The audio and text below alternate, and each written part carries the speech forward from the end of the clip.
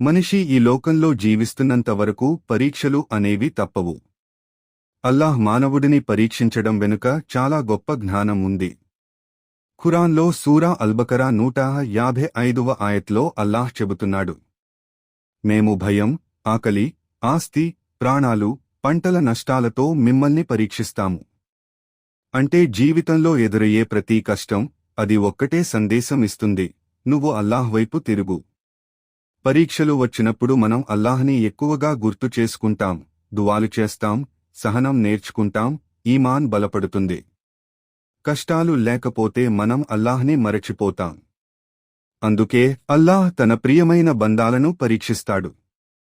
నబీ సల్లల్లాహు అలైహి వసల్లం చెప్పారు, అత్యధిక పరీక్షలు ప్రవక్తలకు ఉంటాయి, తరువాత వారికి సమానంగా ఉన్నవారికి ఉంటాయి. ఇది ఒక స్పష్టమైన సందేశం. పరీక్షలు రావడం అంటే అల్లాహ్ శిక్ష కాదు, అది అల్లాహ్ ప్రేమ. పరీక్షలు మనిషిని శుద్ధి చేస్తాయి.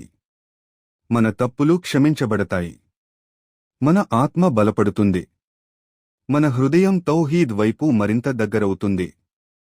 ఒక విశ్వాసి గురించి ఖురాన్ చెబుతుంది, సహనం చూపినవారు, వారిపైనే అల్లాహ్ ఆశీర్వాదం మరియు దయ ఉంటుంది.